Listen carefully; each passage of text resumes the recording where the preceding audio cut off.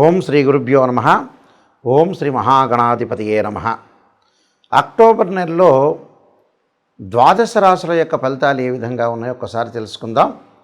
ముందుగా ఏ గ్రహాలు ఏ రాశుల్లో సంచరిస్తున్నాయో ముందుగా తెలుసుకుందాం. ముఖ్యంగా శని మీనరాశిలో వక్రస్థితిలో ఉండటం, రాహు కుంభరాశిలోను, కేతు సింహరాశిలో సంచారం చేయడం జరుగుతుంది.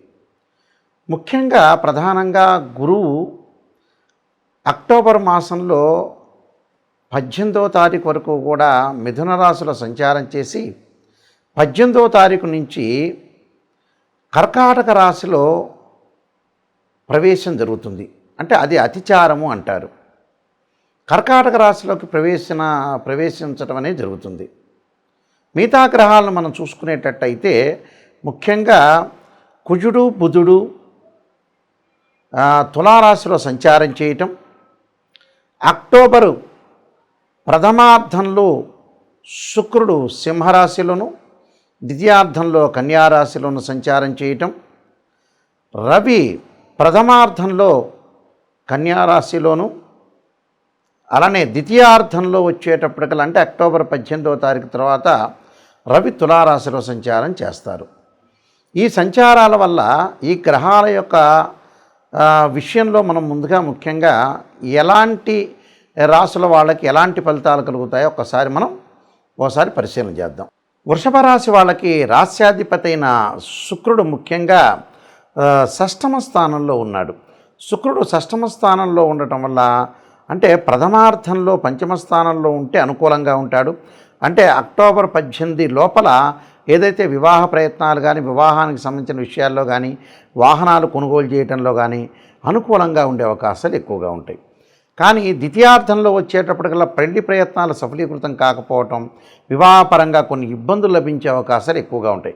కాబట్టి మీరు ఏ పని చేయాలన్నా కూడా శుభ కార్యక్రమాలు, విందులు, పునాదాలు, అలానే కార్లు కొనుగోలు చేయాలన్నా, దుస్తులు కొనుగోలు చేయాలన్నా 18 లోపలనే మనం కంప్లీట్ చేసుకోండి.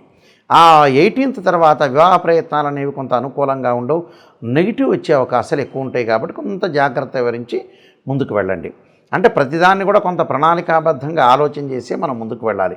అలానే అక్టోబర్ 18 లోపల గురువు యొక్క బలం వల్ల అనుకూలమైన పరిస్థితులు బాగా పెరిగే అవకాశాలు ఎక్కువ ఉంటాయి. ఎందుకంటే ఈ రాశి వారికి వచ్చేటప్పటికల్లా ఇక్కడ లాభాధిపతి గురువు ద్వితీయ స్థానంలో ఉంటే లాభాలు కలుగుతాయి, ఉద్యోగ ప్రయత్నాలు సఫలీకృతం అవుతాయి, ధనపరంగా ఇబ్బందులు లేకుండా ఉండే అవకాశాలు ఎక్కువగా ఉంటాయి.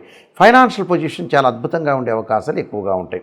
కాబట్టి గురువు వల్ల లాభం కలిగే అవకాశాలు ఉంటాయి. కానీ అక్టోబర్ 18 తర్వాత తృతీయ స్థానంలో గురువు యొక్క సంచారం వల్ల కొద్దిగా వాళ్ళకి వచ్చే రాబడి అనేది కొద్దిగా తగ్గే అవకాశాలు ఉంటాయి. కాబట్టి అలానే ఆందోళన చెందాల్సిన పని లేదు. వాళ్ళకి సెట్ అయ్యే అవకాశాలు ఎక్కువ ఉంటాయి. అంటే ప్రణాళికాబద్ధంగా రూపొందించుకొని వాళ్ళు ముందుకు వెళ్ళే అవకాశాలు ఉంటాయి. వాళ్ళకి ధనపరంగా మటుకు ఇబ్బందులు కలిగే సూచనలనే ఉండవు.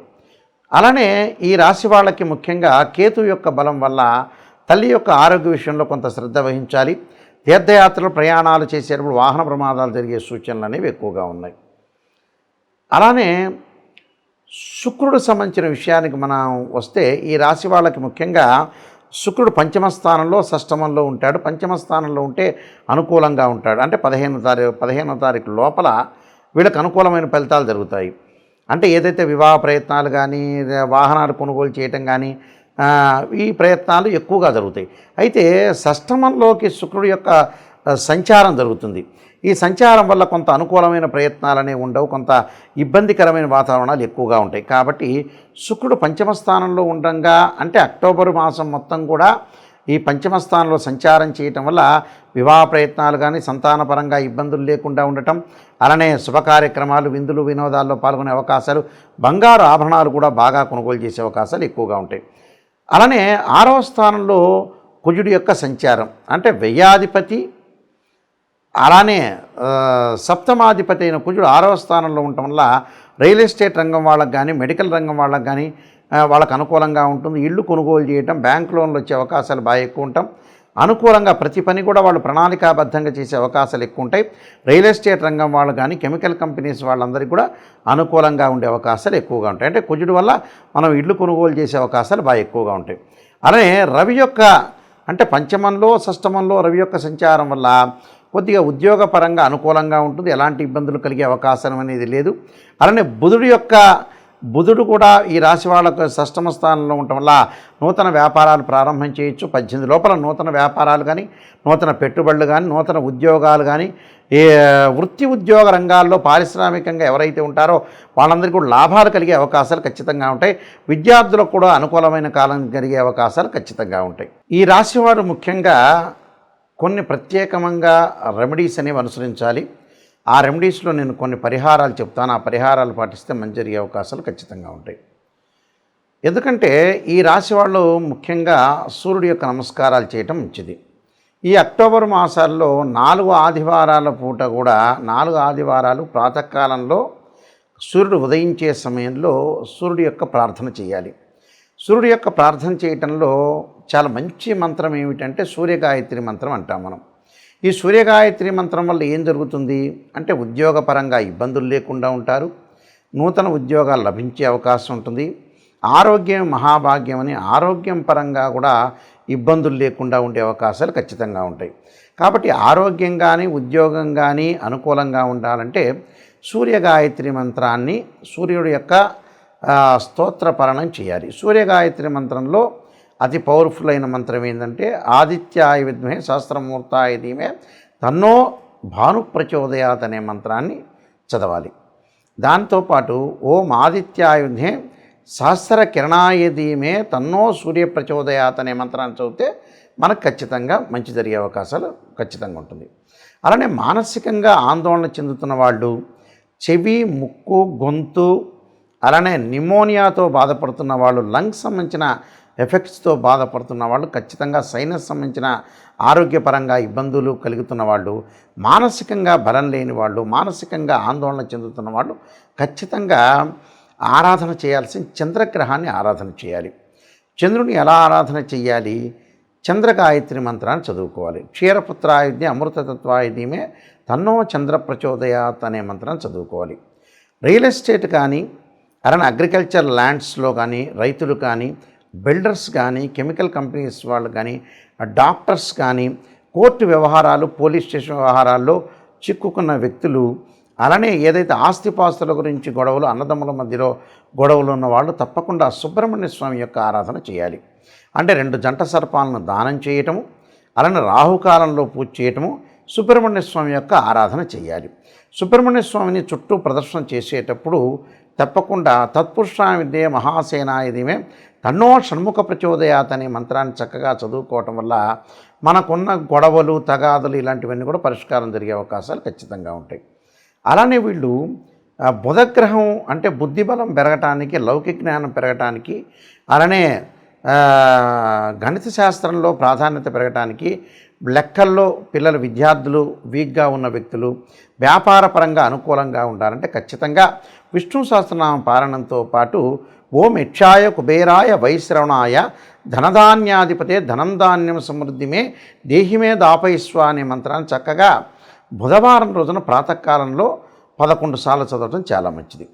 అలానే విద్య యందు అనుకూలంగా లేకపోవటం, విద్య పిల్లలకి మర్చిపోవటం చదివినంతా కూడా, అలానే ధనపరంగా ఇబ్బందులు కలుగుతున్న వాళ్ళు, మొండి బాకీలు వసూలు కాని వాళ్ళు, ఉద్యోగ ప్రయత్నాలు కూడా అనుకూలంగా లేని వాళ్ళు, అలానే ఫైనాన్షియల్ పరంగా ట్రబుల్స్ ఉన్న వ్యక్తులు ఎవరైతే ఉంటారో వాళ్ళందరూ కూడా, సంతానపరంగా ఇబ్బందులు కలిగిన వ్యక్తులు ఎవరైతే ఉంటారో వాళ్ళందరూ కూడా తప్పకుండా దత్తాత్రేయ స్వామి పారాయణం, దత్త కవచాన్నితో పాటు ఓం దేవానాంచ ఋషీనాంచ గురుకాంచన సన్నిభం బుద్ధిమతం త్రిలోకేశం తమ నమామి బృహస్పతిం అనే మంత్రాన్ని చక్కగా చదువుకోవటం వల్ల కూడా వీళ్ళకి మంచి జరిగే అవకాశాలు ఖచ్చితంగా ఉంటాయి.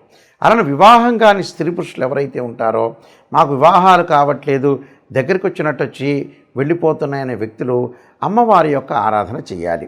అమ్మవారి యొక్క ఆరాధనతో పాటు మహాలక్ష్మి అంటే మహాకాళి, మహాలక్ష్మి, మహాసరస్వతిని ప్రార్థన చేయాలి. అలానే కాత్యాయనాయుధ్యే కన్యాకుమారి ధీమహి తన్నో దుర్గి ప్రచోదయాత్ అనే మంత్రాన్ని చదవటం వల్ల శీఘ్రంగా వివాహం జరిగే అవకాశాలు ఉంటాయి. అలానే శుక్రవారం రోజున బొబ్బర్లు దానం చేయటం, వీలైతే బొబ్బర్లు ఆవుకు పెట్టే అవకాశం అనేది చూసుకోవాలి.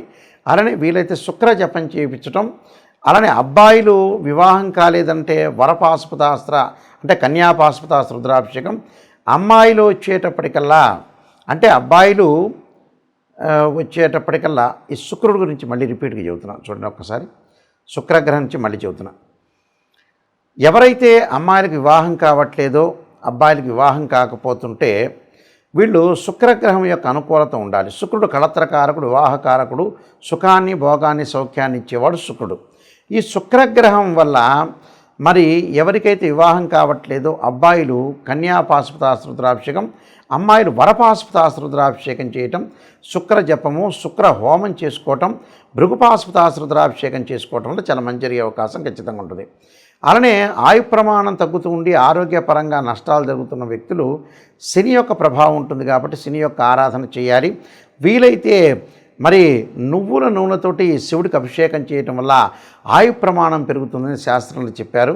అలానే విదేశాలకు వెళ్లకుండా, విదేశాలకి ఏదైతే వీళ్ళకి వీసా రాకపోవటం, విదేశాల్లో ఉన్న వ్యక్తులకు కూడా అక్కడ వాళ్ళకైతే మంచి వ్యాపారం కానీ అలానే మంచి జాబ్ కానీ రాకుండా, గ్రీన్ కార్డు కూడా రాకుండా ఉన్న వ్యక్తులు, విదేశాల్లో ఉన్న వ్యక్తులు ఎవరైతే ఉంటారో రాహు యొక్క ఆరాధన చేయాలి. అర్ధకాయ మహావీరం చంద్రాదిత్యమర్ధనం సింహకాగర్భ సంభూతం తమ రాహుం ప్రణమామ్యం అనే మంత్రాన్ని చక్కగా చదువుకోవాలి.